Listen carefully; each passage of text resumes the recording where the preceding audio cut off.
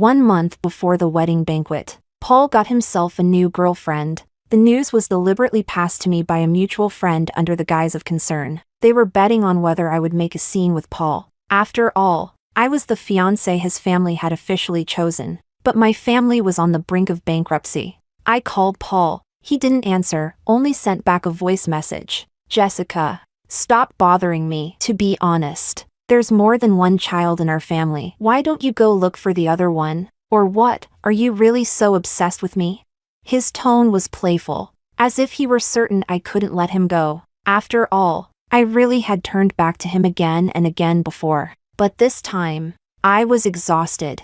And for the first time, I truly took Paul's words to heart. So I turned around and went to meet the other person he had mentioned. Chapter 1. The video of Paul interacting with his new girlfriend was deliberately sent to me by someone. The video was very short, only 30 seconds. It clearly captured the girl's face. She was pretty and adorable. A well-defined hand was holding a piece of fruit, feeding it to her lips. In the background, the girl laughed non-stop, teasing playfully, sighing about how lucky she was. Lucky to have met such a generous and handsome boyfriend. Until the last 2 or 3 seconds of the video, the camera angle shifted. Under dim lighting, half of Paul's profile was revealed, subtle and restrained. His expression was blank, yet his movements were gentle and attentive, just like the way he used to treat me. I stared at the video for a long time, zooming in again and again, and I arrived at the conclusion I least wanted to accept.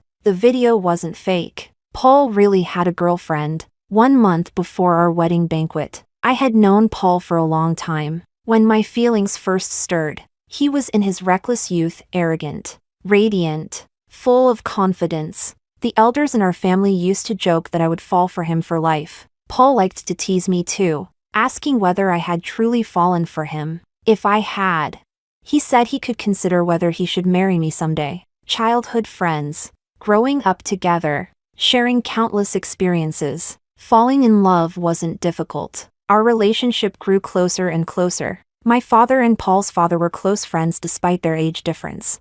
And more than once they casually spoke of arranging our marriage. Everyone in our social circle knew about us. Yet the depth of our feelings was never equal. Paul was good-looking, and he always paid extra attention to pretty girls, enjoying making them happy. Sometimes, his behavior with other women came close to crossing a line. When I found out, I was upset. I couldn't understand why he treated me this way.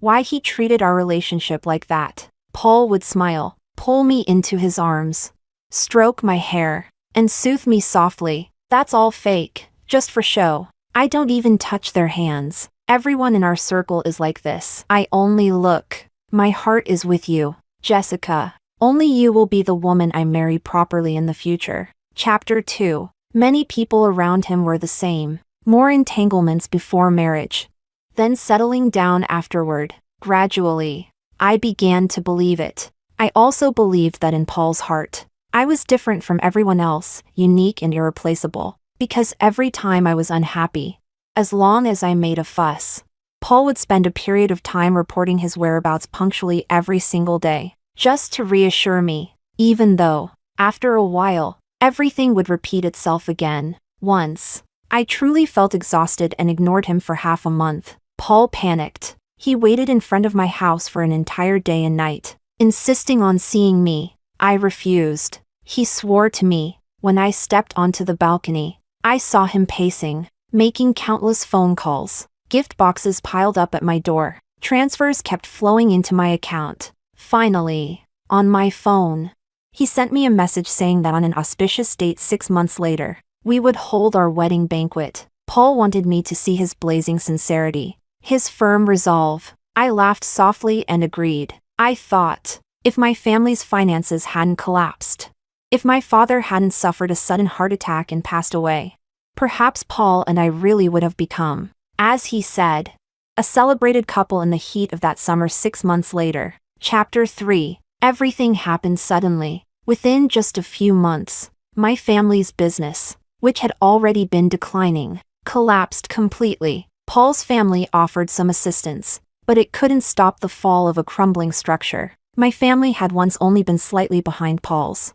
Now, The gap had widened drastically. I never had any particularly close friends. People in our circle were mostly the same, similar backgrounds, gathering together according to our elders' arrangements, just for fun. But once circumstances changed, everything changed. Topics of conversation shifted. So did the places we went, the things we ate and drank. Compared to before, it became harder and harder to truly connect. When I used to visit Paul's home, I wouldn't say everything went smoothly, but I felt at ease, unrestrained. After my family fell from grace, I didn't know when it started, but my words and behavior in Paul's house became cautious and restrained. Perhaps it was not long after my father passed away. I walked into Paul's home one day, and unfortunately ran into his family discussing when they would come to formally call off the engagement. Paul's grandfather flew into a rage, angrily scolding them for such disloyal and dishonorable behavior.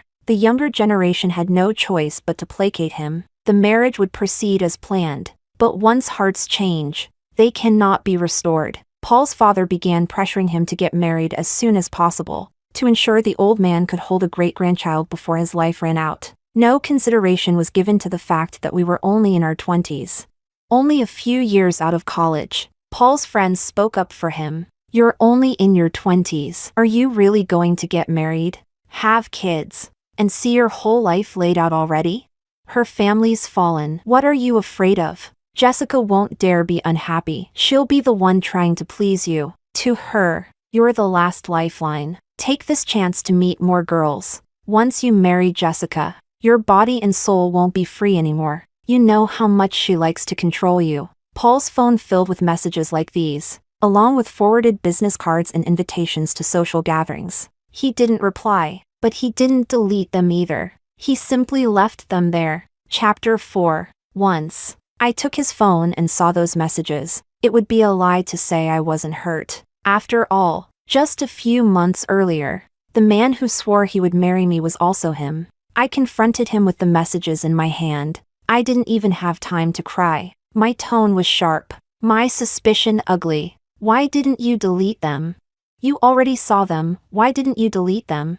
What are you keeping them for? At the very least, I shouldn't have had to see them." He knew perfectly well how suffocating it would feel for me. I thought Paul had simply forgotten. I thought he would panic and explain himself. But nothing happened. For the first time, he only frowned and glanced at me, but I didn't reply. They were sent randomly by others. Is it wrong that I honestly left the messages there for you to see?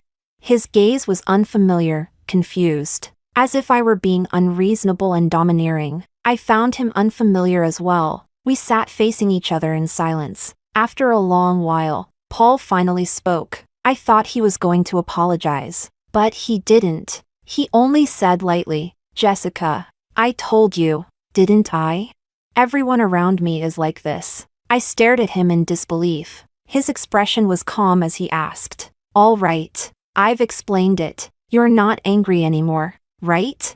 Let's go eat." That brief sentence made me lose all desire to speak to him again. I stood up, grabbed my bag, and left. I waited in a corner outside for a long time. Paul didn't chase after me like he used to. When I got home, the huge villa was empty. Since the company neared bankruptcy, many of our fixed assets had been liquidated to barely keep operations afloat. Only this house remained. There were already few servants. The others had been dismissed. The nanny who had taken care of me for years was originally meant to stay on, but her granddaughter had just been born, and she voluntarily resigned. In the end, only the driver remained, driving my mother. My mother ran herself ragged, entangled in debts. She never asked me to study or improve myself. She only coldly told me to hold on tightly to Paul. Holding on to Paul's family would guarantee me a good life, and I had to please them so they would invest in our projects.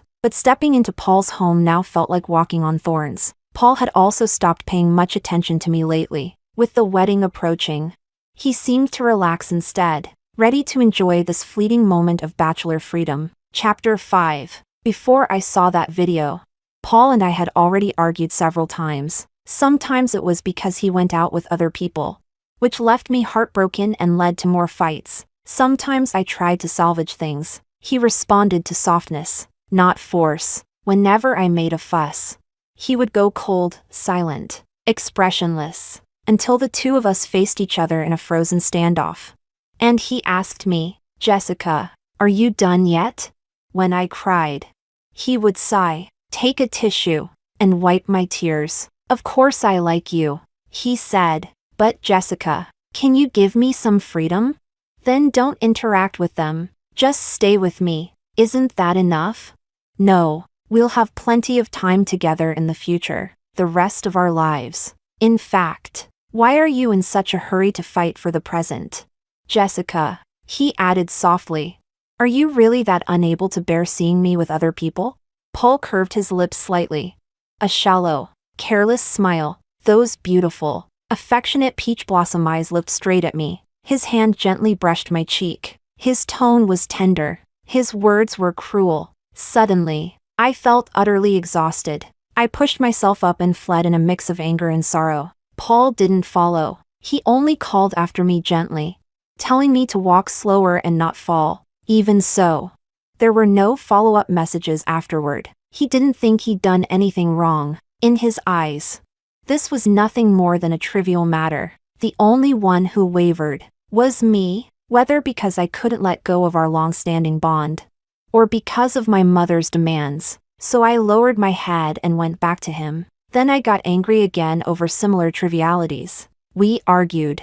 Then, inexplicably, I lowered my head again. After several rounds of this, he grew tired of the routine. He stopped replying to messages, stopped answering calls. Only hours later did he finally text, "Jessica, the engagement remains as planned. Before the wedding, don't interfere in any of this. After we're married, I'll make it up to you, and I'll devote myself to you completely." Chapter 6. Deep down, I knew it. There were people betting on whether I would really let go. The Paul family was at the height of their power now. The gap between our families had become too wide. Before long, I might be forgotten entirely, cast aside, never mentioned again. After living such a comfortable life, could I really bear to give it up? Gossip from outsiders was one thing. My mother, however, drilled it into me relentlessly. She said that if you encountered a good match, you shouldn't give it up so easily. My father was gone, but our family still needed a pillar to lean on. I asked my mother, what if I became our family's pillar? She didn't look at me. She only gave her conclusion, "You're not cut out for that. Your value is best realized through marriage. Your younger brother is the one suited to." Only after the words left her mouth did she realize what she had said. She looked up at me quickly. "Jessica, I didn't mean it that way. I thought of how my parents let my brother enter the company while he was still in college, yet constantly stopped me from touching any company matters. They called it consideration, said I couldn't endure hardship, that I should just enjoy life. Yet they often controlled the spending on my bank cards. So I went to intern at other companies. As soon as my father found out, he used his connections to have me fired during internships or trial periods. My mother scolded me angrily, saying, "Our family has a company. Why would you go out and work like that? Don't you feel ashamed?" Caught in the middle, Paul somehow noticed. Once, he took the opportunity to give me a supplementary credit card. He said he wanted to secure me in advance, so he might as well give the bride price early and let me spend freely. His reasoning was full of holes. We were only juniors in college back then. At the time, I was deeply grateful, but being young and unwilling to lose face in front of the person I liked, I rarely used it. Instead, I kept cutting down my own expenses. I also took on side jobs, teaching IELTS classes, working as an overseas study agent for students from other cities. Small things like that wouldn't attract my family's attention. Chapter 7. The entire day that video spread through mutual friends, Paul and I did not exchange a single message. My silent suspicion and the liveliness around him did not interfere with each other. Until the next day, when Paul once again had jewelry delivered to me. The gemstones sparkled brilliantly. Unfortunately, I had no heart to appreciate them. I stayed fixated on that message, scrolling through news about him. Paul had a secret girlfriend, someone other than me. That girl happily shared the meals they ate together and the places they went. In her private social circle, She wrote a long post, documenting how they met and how they grew closer. She never mentioned Paul's name. Every clue was deliberately vague, revealed just enough, and no more. She knew the rules well. At the end of the post, there was a single sentence: "If breaking up is an inevitable ending, then I will still be grateful for the moment we once shared together." Everything was forwarded to me exactly as it was. I read it without saying a word. These things, I knew them now. Paul's family would know. My mother would know too. I called him. The line rang, then switched to voicemail. I called again, and again. The phone repeated the same message over and over. "The number you have dialed is currently unavailable." From initial disbelief, with countless questions filling my mind, as time dragged on, I reached the point where I didn't want to say anything anymore. Didn't want to ask anything anymore, for no clear reason. I suddenly felt overwhelmingly tired. Chapter 8. From beginning to end. No one answered the phone. I stared at the piece of jewelry he had sent. Only a wall lamp was on in the room. In the dim light, the gemstones still burned with brilliant fire. Was it meant to hold me back, or to tell me to stay quiet? I couldn't tell anymore, and eventually decided it was neither. After a long while, my phone chimed once. I opened it. Paul had sent me a voice message. I tapped play. His voice came through. "Jessica, are you really going to bother me even now? To be honest, the Paul family doesn't have just one son. Why don't you go find another one? Or are you really so desperate for me?" As he said this, Paul's tone was unusually lazy, as if he were certain I could never let him go.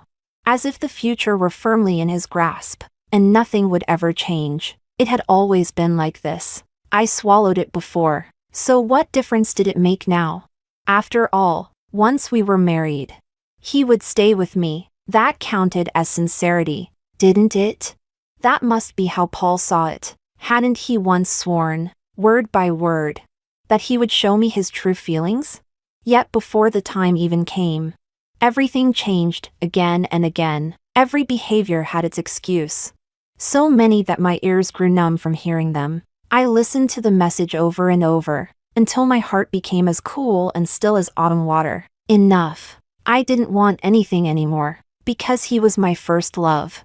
I had taken too many things seriously. Only after peeling away all those thin veils of pretense, did I finally realize, Paul, just like when I first met him, was never truly right for me. It might be better to cancel the engagement, move to an unfamiliar city, and live alone. Working quietly. I had thought this before. That night, I finally said it out loud. The first response I received was my mother's hand, slapping hard across my face. She cried as she accused me of being selfish. My father had just passed away.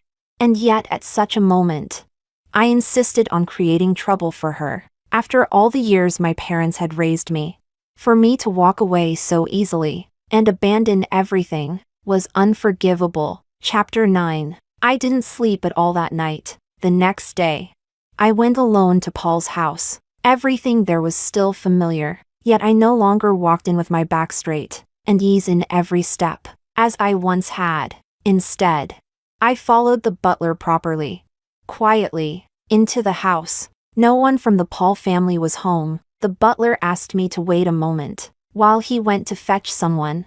I had come intending to discuss changing the engagement, but at this point, I found myself hesitating, unsure how to begin. It seemed I had come at the wrong time. I politely declined, stood up, and decided to leave and come back another day. Just as I reached the courtyard gate, a voice called out, "Jessica, are you here to see Paul?"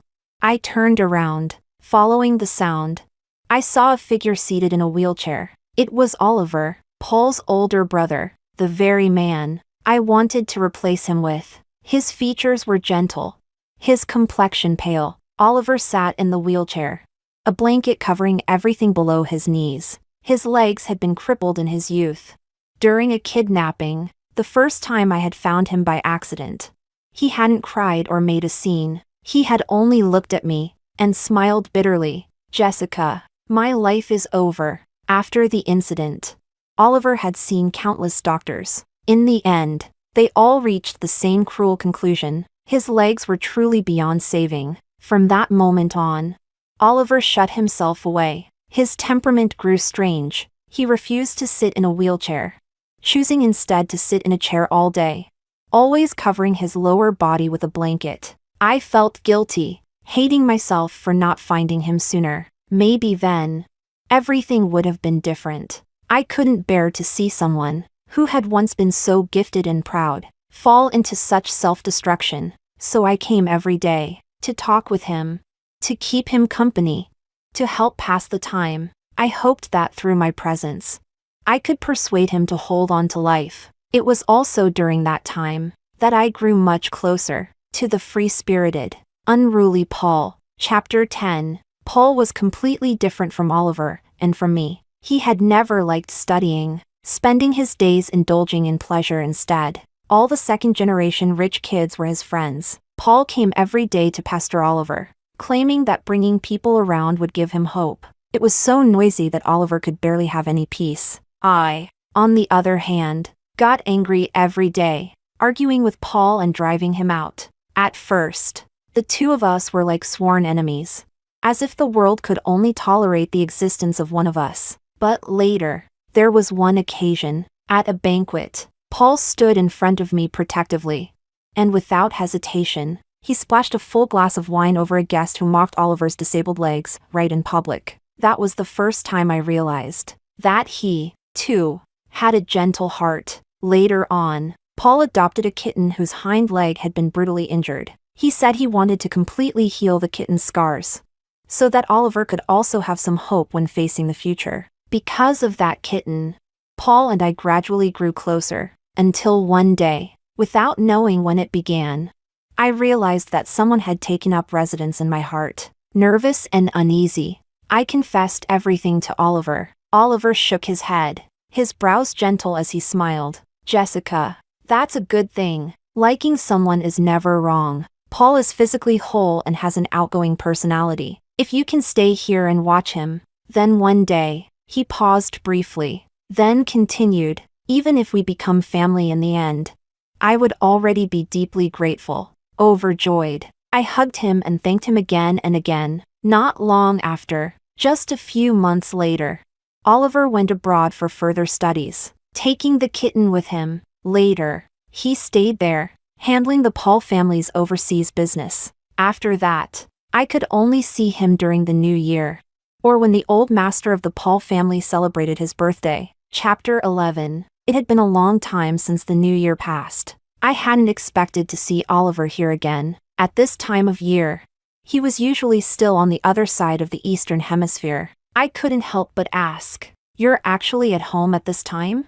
He slowly pushed his wheelchair toward me. I sat down on a chair in the courtyard outside. Meeting his gaze at eye level, Oliver stopped beside me and smiled lightly. "You're still so considerate of me. Over there? It's gotten increasingly boring lately, so I came back early." "What, are you unhappy to see me?" I shook my head repeatedly. Of course I was happy to see him. Normally, when I called Oliver, he never answered, only replied with messages saying he was busy. Even during the new year, I could only see him a few times. Meeting him now, I should have felt a spark of joy, if only my heart weren't so heavy. Still, I shouldn't burden Oliver with these matters. Just as I was about to change the subject, Oliver beat me to it and asked, "Are you unhappy because of Paul's girlfriend?" I looked at him in surprise. His eyes were calm, simply stating the facts. "We all know already. The news has been suppressed and completely deleted. This is something he did wrong. You just stay here and wait for him to come home. Grandfather and I will deal with him together." I gave a bitter smile and shook my head. I wanted to say the real reason I came, but couldn't bring myself to say it outright. My thoughts shifted into something else. No, I'm not here to scold him. I actually want to cancel the engagement. At that, Oliver's brows knitted together sharply. Ding! My phone rang. I picked it up. The caller ID showed a name, Paul. The moment I answered, his voice came through, short and heavy. "I heard you came home, Jessica. It's just 1 month. Do you really have to make trouble too?" I pressed my lips together and replied, Paul, I'm not here to make trouble. I came to, whether it was to change the engagement or cancel it. The words hadn't even finished forming in my mind when the phone was snatched away. I turned my head. I hadn't expected Oliver to act so suddenly, in front of me, without caring that Paul on the other end hadn't even heard clearly. Oliver hung up the call. Jessica, are you certain you want to cancel the engagement? This is a serious matter. It's not something to be taken lightly. Chapter 12. Oliver sat there, his hand gripping my phone tightly. His originally pale complexion had flushed with color from anxiety. Warm sunlight spilled outside, a single ray slipping through the doorway. All of a sudden, I felt as though I had returned to the past. Back then, Paul and I were still sworn enemies. Oliver would sit just like this, quietly watching the two of us argue. Whenever he saw that I was truly upset, he would wheel himself over and gently soothe me. You know what Paul is like. Why take him so seriously and get genuinely angry because of him? I would anxiously argue back. But Paul makes you do things you don't want to do. At that moment, his expression would suddenly lose its calmness. Emotion surfacing, just like it was now, in the blink of an eye. So many years had passed. Back then, I never imagined that things would develop this way, nor did I expect that Oliver would stop me from canceling the engagement, even though my true intention had never been that. Oliver carefully explained to me the reasons I shouldn't cancel the engagement, the Paul family's investments in our family, the old master's deep regard for this marriage alliance, one point after another, until I was left speechless. Yet at the very end, Oliver added, if you truly don't want to marry him anymore, Jessica, marry me. I looked up in shock. I met his gaze. Those eyes fixed on me. I couldn't decipher the emotions within them. Oliver handed my phone back to me. I heard him say, marry me first, in a couple of years. If you want to leave, we can divorce then. Canceling the engagement now wouldn't be good for you. For a moment, I couldn't say a word. I didn't want to deceive Oliver. I had come here precisely to marry him, but with him treating me this well, I felt so guilty that I didn't dare reveal the truth. How could I accept Oliver's kindness so naturally, so unapologetically? I took a deep breath, wanting to refuse him. Brother, thank you for your kindness, but you shouldn't sacrifice your chance at happiness just to help me. I would rather remain entangled with Paul than drag Oliver into this messy, chaotic relationship of ours. But Jessica, he said, there doesn't seem to be anyone else besides you. That single sentence cut through all my thoughts and every hesitation. Chapter 13. My heart jumped violently, and I looked at Oliver in confusion. He hadn't finished speaking yet. Seeing my gaze, Oliver paused for a moment, then continued, it's nothing, since that's something that would only happen in the future.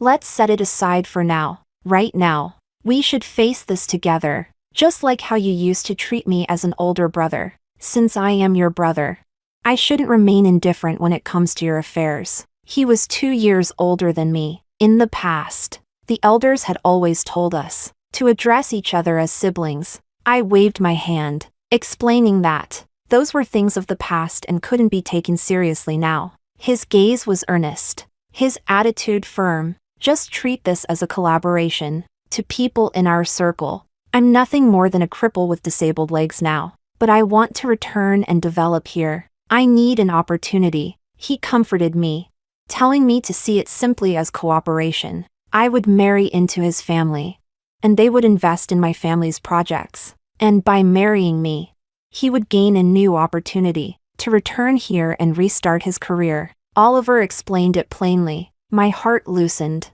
At least it was for that made it easier to accept. If it were out of genuine affection, I wouldn't have dared. Once we had roughly settled the matter, I realized the sky had darkened without my noticing. I didn't let Oliver see me off, and intended to leave on my own. Just as I reached the gate, a sudden heavy rain began to fall. I hid under the eaves. His house was halfway up the mountain.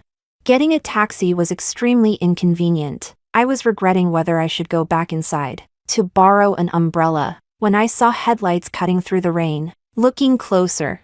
It was a green Ferrari, Paul's car. Instinctively, I tucked myself behind the pillar beside the gate. From here, no one would notice me at a glance. I lowered my head and picked up my phone. On the screen were several missed calls, and a few messages, all from Paul. Just as I was about to open them, footsteps sounded nearby, followed by Paul's voice. "Uncle Su, help me park the car." Panicking, I turned off my phone screen. I didn't want to run into Paul here.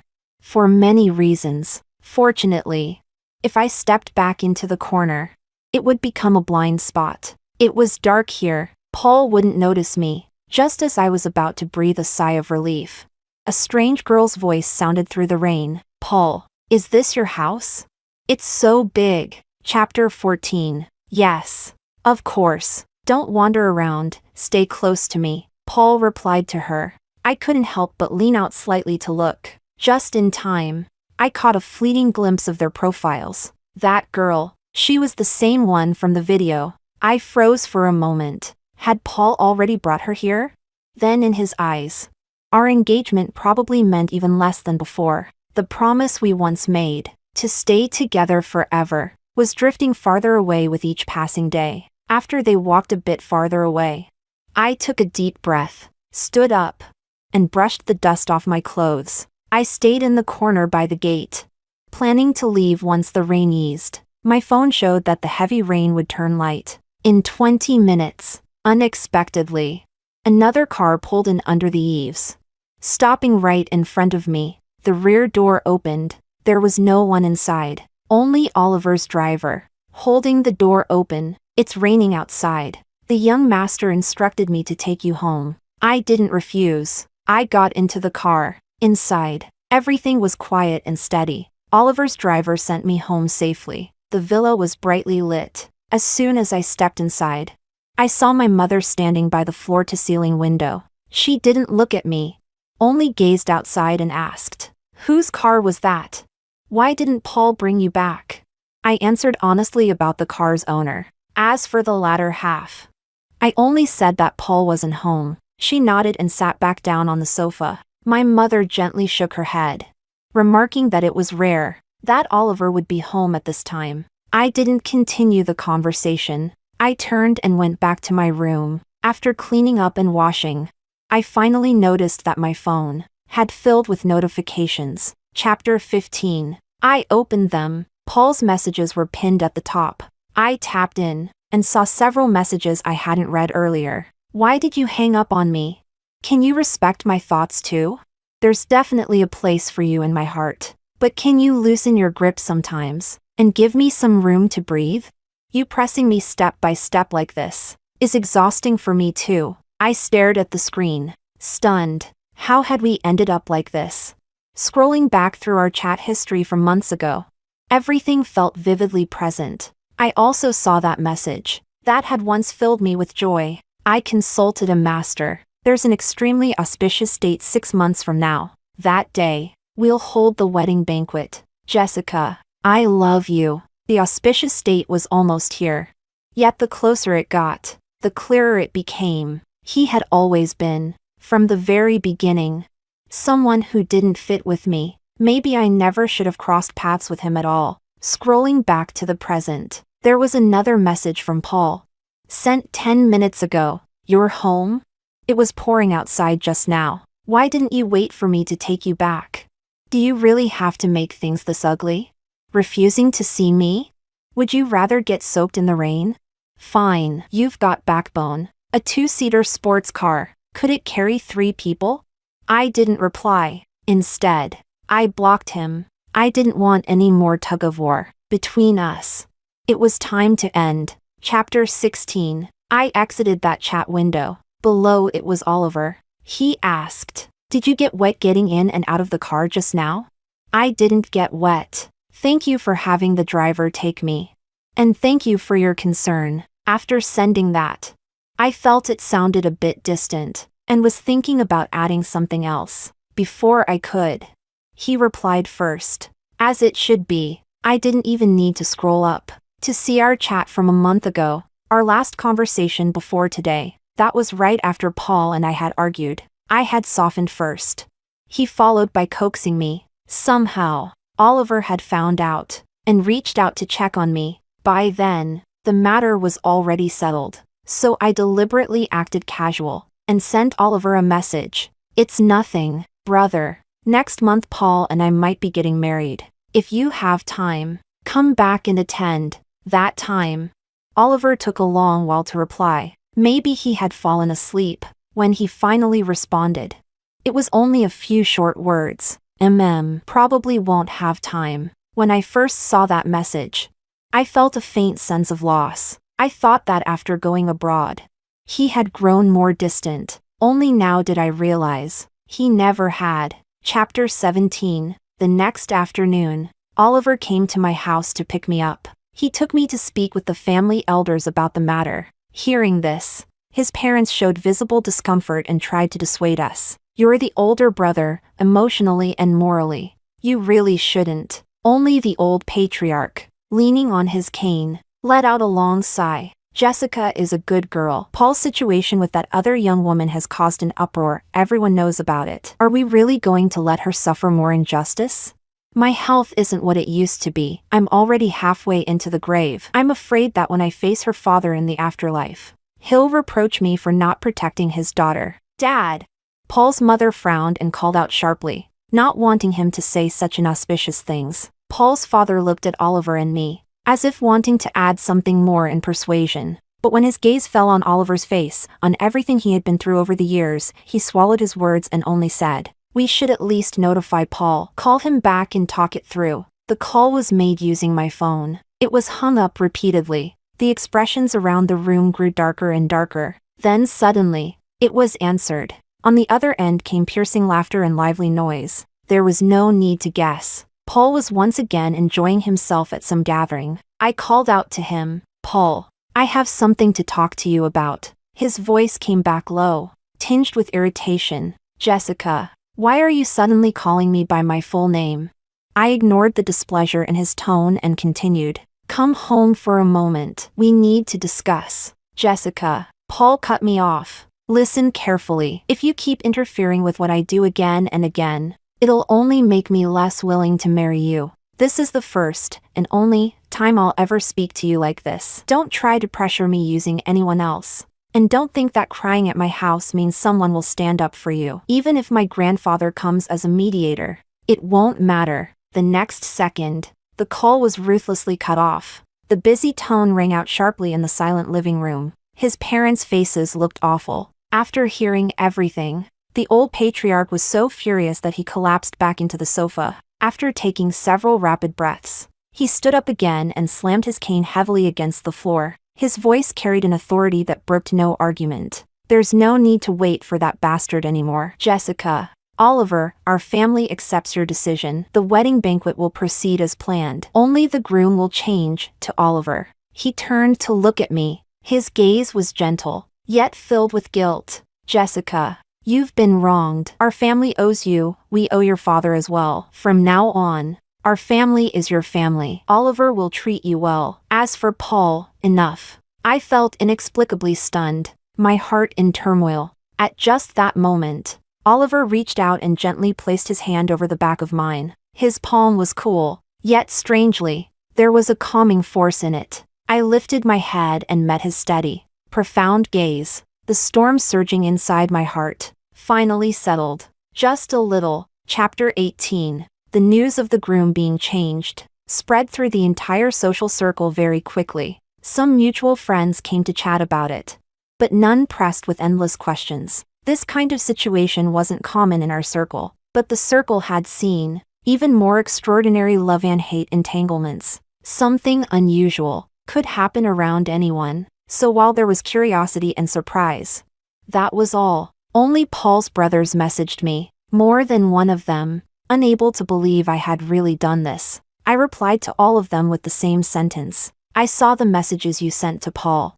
So I reflected on it as well. It's true, Paul and I aren't very compatible. Thank you for the reminder. They awkwardly tried to make small talk afterward, bringing up memories of the past. When my mother learned of the news, she was silent for a long time. I suppose it's acceptable. At least there's an outcome. Since you've chosen Oliver, you should secure things quickly, though his legs are disabled.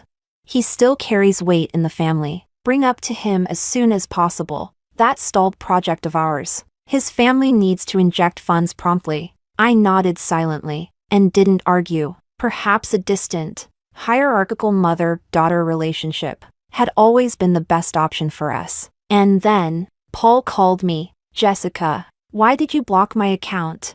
Are you sulking? Open the door. Coincidentally, I was sitting in the living room when the doorbell rang. I walked to the door and opened it. Paul was standing there. He looked down at me and immediately began questioning me. Why did you change the person you're marrying without saying a word? Everyone already knows. Why am I the last to find out? I took a step back. He reached out and grabbed my arm.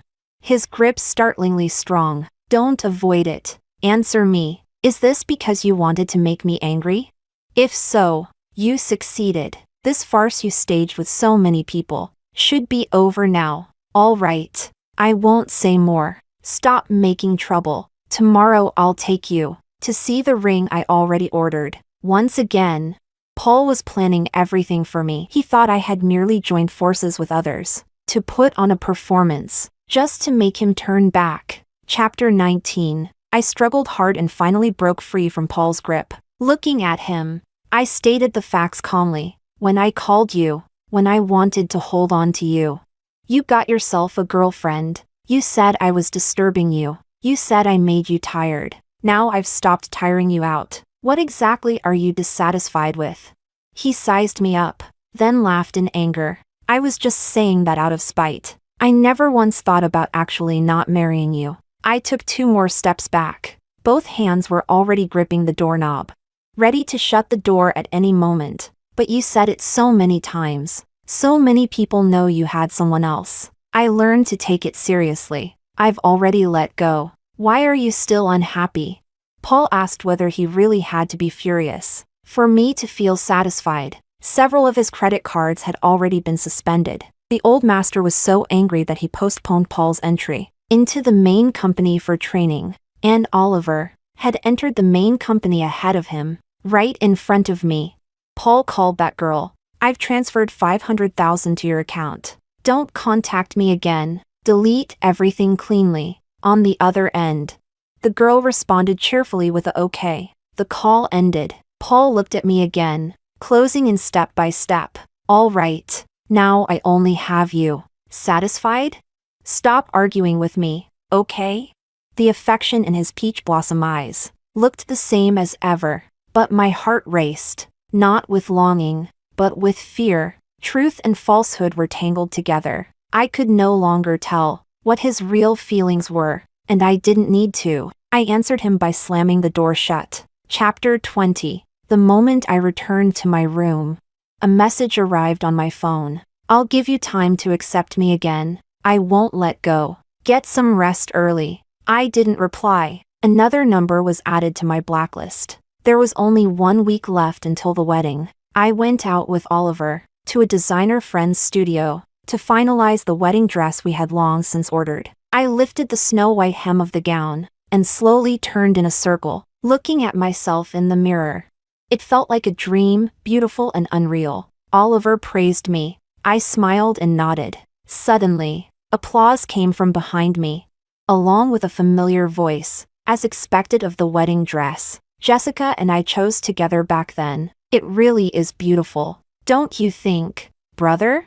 I turned around. Paul had abandoned his usual casual style. He was dressed in a black suit, his hair meticulously styled. He winked at me and smiled. Why didn't you ask me to come with you to see the wedding dress?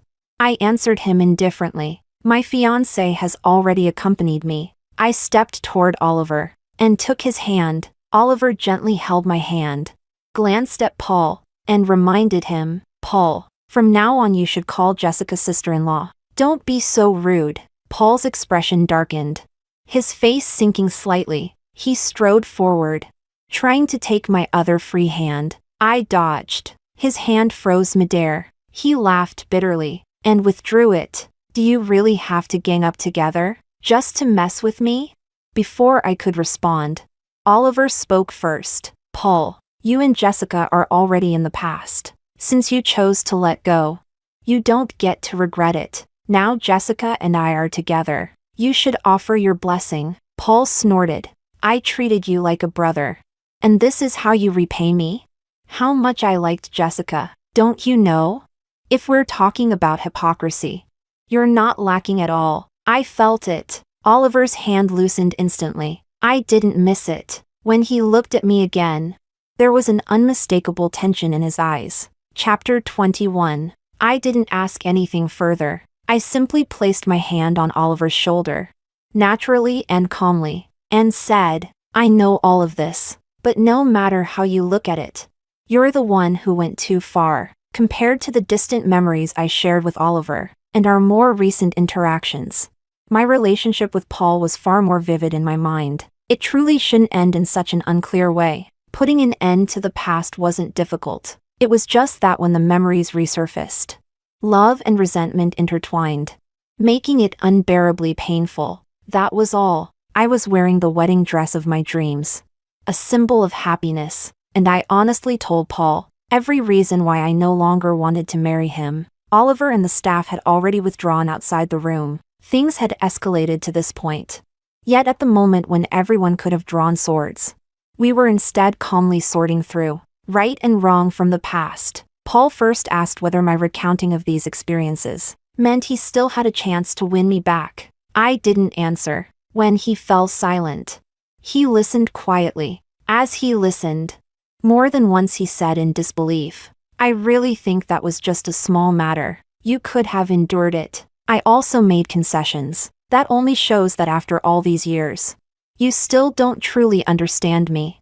I replied evenly. By the time the words reached the end, it felt as though I was slowly cutting away the past. Happiness and pain replayed themselves once more, until we finally arrived at the full stop of love. The air fell silent. After listening, Paul looked at me for a very, very long time, and then said, I actually didn't want us to end up like this. He said that it was true, that he was young and impulsive, wanted to try everything, and didn't want to be tied down. He had done many things wrong, but throughout all of it, he always believed that as long as he turned back, we could continue walking forward together, with our old bond intact. After hearing that, I felt neither moved nor sad. It simply felt like an answer I had rehearsed for so long, had finally settled firmly in my heart. A full stop. Our final exchange was Paul asking me, it's going to be hard for me to stay here.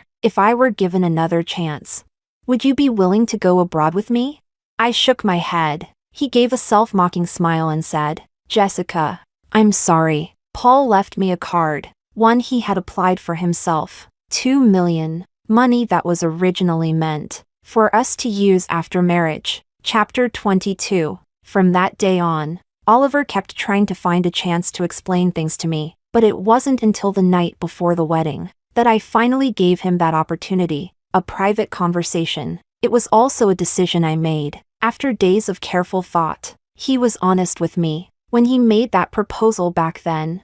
Beyond being allies who each got what they needed, there had also been a bit of personal motive mixed in. I didn't show much resistance. Perhaps my life had already contained one long, deeply unforgettable relationship, but just because it ended didn't mean I had to seal myself off for the rest of my life. There would still be 2 or 3 years after marriage. If, as allies, we could also develop a solid emotional bond, that wouldn't be a bad thing. Oliver was very happy with my response. That night, however, the main focus of our discussion was still how, after marriage, we would operate as a married partnership in our careers. The next morning, as I got up early for makeup and preparations, my mother stood by the door. It wasn't until I noticed her out of the corner of my eye and called out to her that she seemed to snap back to herself and walk over to me. She handed me an agreement. It was a share transfer document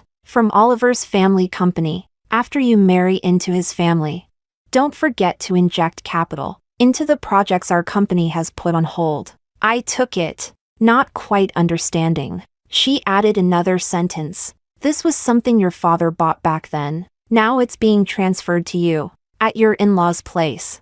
It gives you a bit more standing. My mother praised me once. You look very beautiful today. If your father could see you, he would definitely be happy. Before I could respond, she left the lounge, saying she needed to greet the guests. When I finally appeared in full wedding attire, facing the sea of people, and put on that ring, when I began to possess an identity and network, that made things easier to navigate. I knew that, from the very foundation, everything would no longer be the same. Paul, extra. Paul thought that of course he loved Jessica. Otherwise, why would he have rushed to set a wedding date when she talked about giving up on their relationship?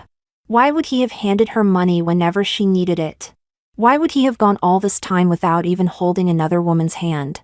Didn't that count as love? He didn't understand what more Jessica wanted. But actually, he did understand. It was just that Jessica wanted too much. She wanted love. She wanted marriage. She wanted him, body and soul, to promise her the rest of his life. But he was still so young, only in his 20s. What was wrong with wanting to experience other kinds of love? Those thoughts kept bouncing around in his heart, until one opportunity finally broke through the surface. Taking advantage of this chance, Jessica would give in, right? She should give in. He had already given her so much love. Giving a little to someone else wouldn't change anything. Paul told himself that the person he loved most was still her. That was beyond question. At first, he felt a little guilty, but with someone new by his side, and with Jessica's personality and habits already so familiar, Paul believed that as long as he controlled the balance, everything would work out. Both sides could be satisfied, surely. But as time went on, he realized that being half-hearted truly made it impossible to take care of everything. The more Jessica made a fuss, the more irritated he felt. He remembered how she was when they first met, lively and radiant, with a temper of her own. Arguing and bickering with him, she had been different from all the women who always went along with him. Back then, he had willingly given her everything, had even imagined growing old together, laughing through life. But after so much time together, he was shocked to discover that boredom could still creep in. Jessica's love for him, he wasn't unaware of it. He had even felt happy because of it. But once weariness set in, everything began to feel like shackles. This can't be done. That must be controlled. What difference was there between that and the elders in his family? Just a younger version of the same restraints. He was restraining his desires. He was still placing Jessica first in his heart. No matter how new or exciting the others were, they could never compare to the person who had been by his side for so many years. And yet, Jessica seemed to have changed. She became strange. She stopped disturbing him so often.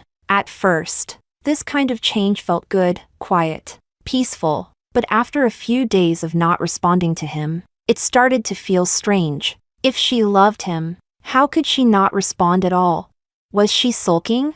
Well, put that aside for now. If he just coaxed her a little, things would surely get better. They would soon return to how they were before. Paul thought he knew Jessica far too well. He never expected things to change so fast. How had the man by her side suddenly become someone else?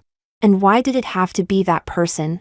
Oliver was truly calculating, hiding for so long, waiting for this opportunity. He must have been waiting for it for a very long time. But Jessica must still love Paul. As long as Paul appeared and she turned back, what would Oliver amount to? Maybe, in the past, Paul and Oliver still had some emotional bond, but Oliver had been abroad for so long, and never replied to any of his messages. As time dragged on, even blood ties diluted by time would inevitably grow distant, let alone emotional closeness. Oliver had originally been nothing more than an online acquaintance. Someone Paul only exchanged holiday greetings with, or asked after from time to time. In real life, he was the gifted prodigy their parents and grandfather always spoke of with regret and pride. And yet, he was also the one who stole Paul's bride-to-be. In a certain moment, Paul suddenly understood why Oliver had gone abroad back then, and Paul finally understood, through Jessica's calm accusations, why she no longer loved him. But Paul still loved her. How could she just stop loving him like that? Yet that time, after listening to Jessica's pain, he no longer had the courage to step forward, pull her into his arms, and wipe away her tears. Only that card remained, silently declaring that he still loved her. A faint thought began to surface in his heart. If everything had gone smoothly back then, if they had gotten engaged smoothly, married smoothly, become a perfect couple as planned, if he had not been driven by wandering desire, would the person standing beside her today have been him instead? Paul had been just a few steps away from entering the wedding venue. But suddenly, he turned around and walked out. He turned off his phone. Paul didn't want to see anyone. He didn't care about anyone's blame. He got into his car and drove along the coast. This was the beach where he and that person had gone on their first date. Driving with the sea breeze. And the person he was thinking of, perhaps she was now smiling, wearing matching rings with someone else. Fingers interlaced. From today onward, and for the rest of his life, there would be no possibility left between them. And finally, he understood. That year, when Oliver left the country without looking back. This was exactly what he must have felt. So painful, and yet so utterly helpless.